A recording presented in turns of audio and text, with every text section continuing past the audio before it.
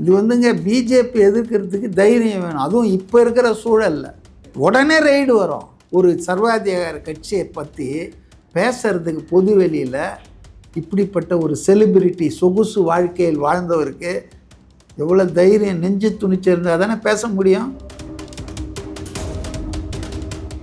இந்த மாநாடு மிகப்பெரிய வெற்றி அடைந்தது என்பதற்கு அடையாளங்கள் என்னன்னா, திமுகவில் அமைச்சர்கள் பிரமுகர்கள்லாம் இந்த மாநாட்டில் விஜய் பேசுறதுக்கு பதில் சொல்ல ஆரம்பிச்சிருக்கிறது.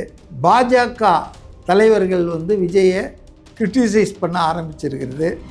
எல்லாரும் அரசியலுக்கு வந்த பிறகு தான் வீட்டுக்கு போவாங்க, வீடுங்களுக்கு போவாங்க. நான் எல்லார் வீட்லேயும் நுழைஞ்ச பிறகு தான் அரசியலுக்கு வந்திருக்கிறேன். அப்போ எவ்வளோ நுணுக்கமான ஸ்டேட்மெண்ட் அது, கொஞ்சம் யோசிச்சு பாருங்கள். எப்போ வரணும், எப்போ எதை பேசணும். இப்போ சீமான் மாதிரி மைக்கு நைட்னா எல்லாம் வளவளான்னு பேசுகிற ஆள் இல்லை. இப்போ விஜயகாந்துடைய தொண்டர்களுக்கு அவர் ஏற்கனவே ஒரு சமிங்கையை செலுத்திட்டார். எஸ்டர்டே கான்ஃபரன்ஸில் விஜய் ஸ்கோர்டு வெல்.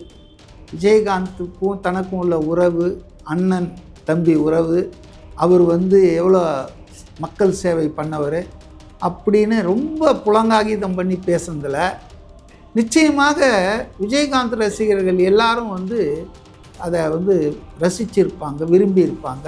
நிச்சயமாக விஜயகாந்தினுடைய ஒரு அரசியல் வடிவமாக விஜயை பார்ப்பார்கள், அதில் ஒன்றும் சந்தேகம் இல்லை. திமுகவை வீழ்த்தக்கூடிய சக்தியாக தன்னை பொசிஷன் பண்ணிக்கிறார் விஜய். அதனால தான் பார்த்தீங்கன்னா தொடர்ச்சியாக அவர் சொல்கிறாரு பல மாதங்களாக, 2026 சட்டமன்ற தேர்தல் என்பது தாவேகாவுக்கும் திமுகவுக்கும் இடையே தான் நடக்க போகுது. இப்போ மற்றவங்கெல்லாம் 4 அணி 5 அணி இரலவெண்ட் ஃபேக்டர்ஸ். அப்போது திமுகவை தோக்கடிக்கணுமா? அதானே உங்களுடைய கோர் பாலிசி, அதானே உங்கள் எய்ம். வாங்க எனக்கு கை கொடுங்க.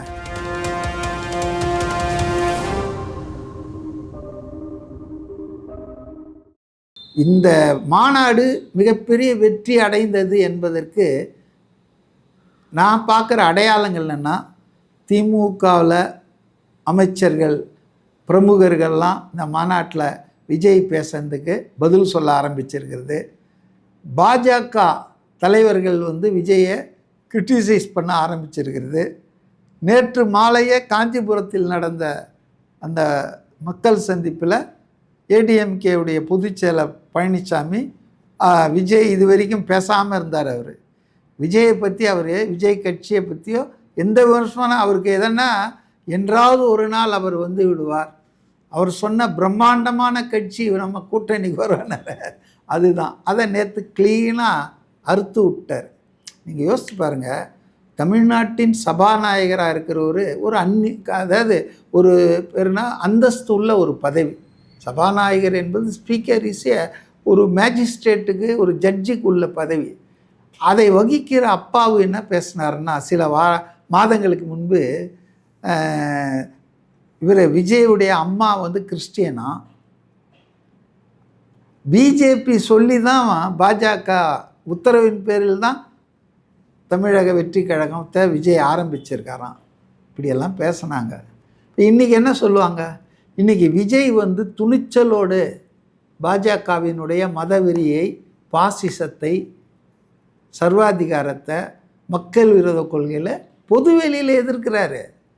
உங்கள் தலைவர்கள் யாராவது அதை பற்றி இப்படி பேச முடியுமா? ஏன்னா நீங்கள் போயிட்டாங்க மகனை காப்பாற்றணும், மருமகனை காப்பாற்றணும்னு ரகசியமாக ஆர்எஸ்எஸ் தலைவர்களை சந்தித்து பேசிட்டு வரீங்க.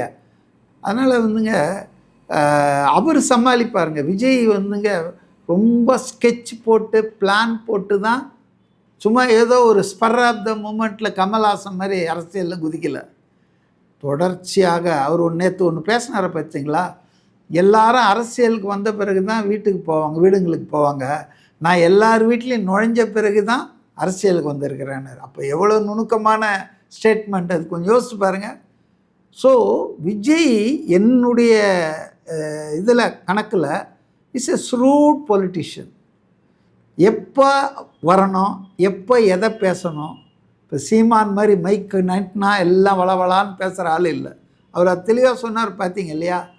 சிங்கம் வேட்டையாடுவதற்கு தான் வெளியே வரும், வேடிக்கை பார்க்குறதுக்கு, வேடிக்கை காட்டுறதுக்கெல்லாம் வராது. வந்ததுன்னா கர்ஜிக்கும். வேட்டையாடிட்டு தான் போவோம். அப்புறம் என்ன சிங்கத்தை பற்றி சொன்னார். சிங்கம் வந்து தன்னை விட வலுவான பலமான எதிரியை தான் மிருகத்தான் அடித்து சண்டை போட்டு ஜெயிக்கும். இந்த செத்தது இந்த கெட்டு போனது அது சீமானாக இருக்கலாம், பழனிசாமியாக இருக்கலாம். செத்தது வந்து செத்த மிருகம் பழனிசாமியாக இருக்கலாம். என்னை பொறுத்த வரைக்கும் அது விஜய் தான் சொல்லணும் அவர் எதை சொன்னாருன்னு. அவர் பூடகமாக சொல்லிட்டாரு. நான் டீகோட் பண்ணுறேன். செத்த மிருகம் வந்து பழனிசாமி, ஏன்னா அது செத்து போச்சு அந்த ஆர்கனைசேஷன். ஆனால் அங்கே இருக்கக்கூடிய உறுப்பினர்கள் தொண்டர்கள் உயிரோட்டமாக இருக்காங்க. அவங்களுக்கு தான் இவர் அப்பீல் பண்ணுறாரு. எம்ஜிஆர் வளர்த்த கட்சிடா, எம்ஜிஆர் இருக்கிற வரைக்கும் எவனும் சீஃப் மினிஸ்டரை பற்றி யோசிக்க முடியல. எம்ஜிஆர் ரசிகர்கள்கிட்ட, எம்ஜிஆர் தொண்டர்கள்கிட்ட கருணாநிதி மன்றாடினார். ஹாஸ்பிட்டலில் அமெரிக்காவிலேருந்து வந்தவொன்னு திருப்பி கொடுத்துட்றேன், எனக்கு இப்போ முதலமைச்சர் பதவி கொடுங்கன்னு கேட்டார். அப்போ கூட ஜனங்க கொடுக்கல. அவர் படுத்துக்கிட்டு இருந்தாலும் வந்தாலும் அவர் தான் முதலமைச்சர்னாங்க. ஆக எம்ஜிஆர் இருக்கும் வரையில் அவர் தான் முதலமைச்சராக இருந்தார். அப்படிப்பட்ட கட்சியை இன்றைக்கி எப்படி கொண்டு போய் நிறுத்தியிருக்கானுங்க. அமித்ஷா வந்து சொல்லுவாராம் யார் முதலமைச்சர்னு. அதிமுகவினுடைய கட்சியின் பொதுச் செயலாளர் தான் அந்த அணி ஜெயிச்சா வேட்பாளர். Common sense. இதை பாஜக காரங்க இல்லை அமித்ஷா அறிவித்து விட்டார். அமித்ஷாவுக்கு மேலே நாங்கள் எதுவும் சொல்ல முடியாது. அப்புறம் அமித்ஷா சொல்கிறார் அதிமுகவில் ஒருவர், ஏன் ஆன்னு தொடங்குற ஒரு கட்சியில் ஒருத்தர் வருவார்னு சொல்ல வேண்டியது. என்ன விளையாட்டு விளையாடுறானுங்க. யார் கட்சி இது? எம்ஜிஆர் வந்து உருவாக்கின கட்சி, ஜெயலலிதா அம்மா வளர்த்த கட்சி. அந்த கட்சியை இந்த படுபாவிகள் இன்றைக்கி சுய லாபத்துக்காக போய் மோடியும் அமித்ஷா காலிலேயே போயிட்டு கடத்திட்டானுங்க. இதை அடிமை திமுகன்னு சொன்னால் ஏன் கோவம் வருது? திமுகவுக்கு இதை சொல்கிறது யோக்கியது இல்லை. ஏன்னா அவங்க கடந்த காலத்தில் கூட்டு வச்சவங்க, இன்றைக்கி நல்லவன் மாதிரி பேசக்கூடாது. ஆனால் விஜய்க்கு வந்து அவருக்கு அருகதை இருக்குது. Because is opposing tooth and nail BJP. நான் தான் சொன்னேன், இந்தியாவிலே 3, இப்போ 4வது தாவேக்காவை சேர்ப்பேன். தமிழ்நாட்டில் எல்லா பயலும் ஒன்றா சேர்ந்துருக்கான். கம்யூனிஸ்டுகள் கூட ஒரு கட்டத்தில் crude anti Congress mind settle Bharatiya Janata கட்சிக்கு ஆதரவு கொடுத்தாங்க. குறைஞ்சபட்சம் இன்டைரக்டாக விபி சிங்கை பிஜேபியும் சப்போர்ட் பண்ணோம், இடதுசாரிகளும் சப்போர்ட் பண்ணுவாங்க. அப்படின்னா என்ன அர்த்தம்? நீங்கள் ஏதோ ஒரு இடத்துல ஒன்றானீங்கல்ல இந்த மதவெறி கூட்டத்தோடு. ஆனீங்களா இல்லையா? Congress is the only party relentlessly fighting against communal divide in the country since 1947. அதனால் இது வந்துங்க பிஜேபி எதிர்க்கிறதுக்கு தைரியம் வேணும். அதுவும் இப்போ இருக்கிற சூழலில். ஏன்னா உடனே ரெய்டு வரும். இப்போ உங்களுக்கு what is the fate of former vice president Jagdeep Dhankhar? 1 மாதம் ஆச்சு நேத்தோடு அவர் வெளியே தோணவே இல்லை. அவரை யாரும் பேச முடியல. இப்போ கபில் சிப்பல் வந்து ஹேபியஸ் கார்பஸ் போட போகிறாரு. அவரை காணோம், மீட்டு எடுத்துகிட்டு வாங்கினா. ஐ think he is under house arrest.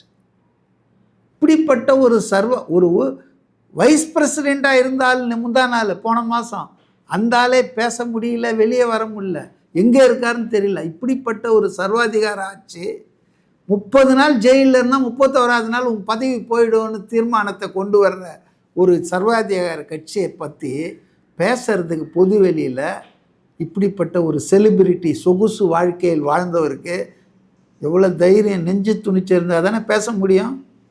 அதனால் I think he will face everything. அதெல்லாம் பார்த்துக்குவாங்க. சார், இப்போ வந்துட்டு விஜய் அவர்கள் வந்து டைரெக்டாகவே ஏடிஎம்கே தொண்டர்களை டிவிகேக்கு அழைப்பு விடுத்தது மாதிரி பேசியிருந்தார். இதை பற்றி நீங்கள் என்ன சார் நினைக்கிறீங்க? அது ஒரு ஸ்ரூட் மூவ் தான் நான் நினைக்கிறேன், புத்திசாலித்தனமான முடிவு. இப்போ விஜயகாந்துடைய தொண்டர்களுக்கு அவர் ஏற்கனவே ஒரு சமிஞ்சையை செலுத்திட்டார். ஆகஸ்ட் 25 இந்த மாநாடைக்கு டேட்டு மதுரையில் ஃபிக்ஸ் பண்ணது காரணமே அன்று கேப்டன் விஜயகாந்தோடைய பிறந்தநாள் தான். அந்த பிறந்தநாள் அன்னைக்கு நடத்தக்கூடாதுன்னு சில பேர் சதி பண்ணி விஜயகாந்த் ஓட்டு போயிடும், டிரான்ஸ்ஃபர் ஆகிடும்ன்றதுக்காக அதை வந்து விநாயகர் சதுர்த்தி, பிரதமர், அமித்ஷாலாம் சொல்லி முன்கூட்டியே நடத்த வச்சாங்க. பட் ஈவன் தென் எஸ்டர்டே கான்ஃபரன்ஸில் விஜய் ஸ்கோர்டு வெல். விஜயகாந்துக்கும் தனக்கும் உள்ள உறவு, அண்ணன் தம்பி உறவு, அவர் வந்து எவ்வளோ மக்கள் சேவை பண்ணவர் அப்படின்னு ரொம்ப புலங்காகிதம் பண்ணி பேசுனதில் நிச்சயமாக விஜயகாந்த் ரசிகர்கள் எல்லாரும் வந்து அதை வந்து ரசிச்சிருப்பாங்க, விரும்பியிருப்பாங்க. நிச்சயமாக விஜய்க்கு வந்து விஜயகாந்தனுடைய ஒரு அரசியல் வடிவமாக விஜயை பார்ப்பார்கள், அதில் ஒன்றும் சந்தேகம் இல்லை. அதே மாதிரி தான் திமுகவிலிருந்து வெளியேற்றப்பட்ட எம்ஜிஆர் அதிமுகவை உருவாக்கும்போது 72ல் திமுக வந்து ஒரு மெயின் எனிமின்னு தான் சொல்லி உருவாக்குனார். அதிமுகவுக்கு அது ஒரு தீய சக்தி அப்படின்னு தான் உருவாக்குனார். ஸோ அதிமுக தொண்டர்கள் அதுக்கப்புறம் ஜெயலலிதாவும் சரி எல்லாரும் the core policy of the ADMK is anti DMK, anti கருணாநிதின்னு கூட சொல்லலாம். அப்போ இன்றைய சூழலில் திமுகவை வீழ்த்தக்கூடிய சக்தியோடோ வல்லமையோடோ அதிமுக இல்லை என்பதை அவங்க தலைவர்களே உணர்றாங்க. உதாரணம் அன்வர் ராஜா போய் சேர்ந்தார். இன்னும் ஆயிரக்கணக்கான அன்வர் ராஜாக்கள் உள்ளே இருக்காங்க, குமுறிக்கொண்டு திமிரிக்கொண்டு சஃபகேஷனில் மூச்சு திணறல இருக்காங்க. ஏன்னா மோடியா லேடியான்னு சொன்ன அம்மா கட்சி இன்றைக்கி அமித்ஷா வந்து முதல்வர் வேட்பாளர் சொல்லுவார் அப்படின்ற லெவலுக்கு வந்துருக்குதுன்னா எந்த அளவுக்கு அடிமைத்தனமாக இருக்குது பாஜகவுக்கு. ஸோ இன்றைக்கி வந்து திமுகவை வீழ்த்தக்கூடிய சக்தியாக தன்னை பொசிஷன் பண்ணிக்கிறார் விஜய். அதனால தான் பார்த்தீங்கன்னா தொடர்ச்சியாக அவர் சொல்கிறாரு பல மாதங்களாக 2026 சட்டமன்ற தேர்தல் என்பது தாவேகாவுக்கும் திமுகவுக்கும் இடையே தான் நடக்க போகுது. இப்போ மற்றவங்கெல்லாம் 4 அணி 5 அணி இரலவெண்ட் ஃபேக்டர்ஸ், இதுதான் யதார்த்தம். அப்போது திமுகவை தோக்கடிக்கணுமா, அதானே உங்களுடைய கோர் பாலிசி, அதானே உங்கள் எய்ம். வாங்க எனக்கு கை கொடுங்க. ஏன்னா எடப்பாடி வந்து கீழே விழுந்துட்டார் பாஜகவோட சேர்ந்து. பாஜகவோட சேர்ந்து இருக்கிறவங்க திமுகவை தோற்கடிக்க முடியாது. ஏன்னா மைனாரிட்டி ஓட்டு கம்ப்ளீட்டாக கிடைக்காது அவங்களுக்கு, 18% தமிழ்நாட்டில். அதனால் வாய்ப்பு எனக்கு தான் இருக்குது, நான் உறுதியாக எதிர்க்கிறேன். தன்னை பொசிஷன் பண்ணிக்கிறாரு. இந்த மாநாடே நெரேட்டிவ் செட் பண்ணது அந்த கட்சி தான்.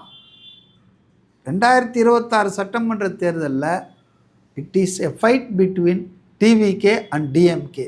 All others are side players தான், மெயின் பிளேயர்ஸ் கிடையாது. ஸோ அந்த வகையில் வந்து அவர் அதிமுக தொண்டர்களை வரவேற்பதில் அவருக்கு வந்து அரசியல் அந்த சாணக்கியத்தனம் இருக்கிறதா தான் நான் பார்க்குறேன். நிச்சயமாக இட் வில் பே டிவிடென்ஸ். நிறைய அதிமுக தொண்டர்கள் பாஜகவுக்கும் அந்த சப்போர்ட் பண்ணுற எடப்பாடியோ டிச் பண்ணிவிட்டு திமுகவை தோற்கடிக்க வேண்டும். அதுதான் அந்த கட்சியினுடைய ஸ்தாபகர்கள் எம்ஜிஆர் ஜெயலலிதா வகுத்து கொடுத்த கொள்கை. அதுக்கு அவங்க ட்ரூ டு த சால்ட்டாக இருப்பாங்கன்னு நான் நினைக்கிறேன். உங்களோட ப்ரைம் டைமில் எங்களுக்கு டைம் ஒதுக்கி இன்டர்வியூ கொடுத்ததுக்கு ரொம்ப நன்றி சார். நன்றி, வணக்கம்.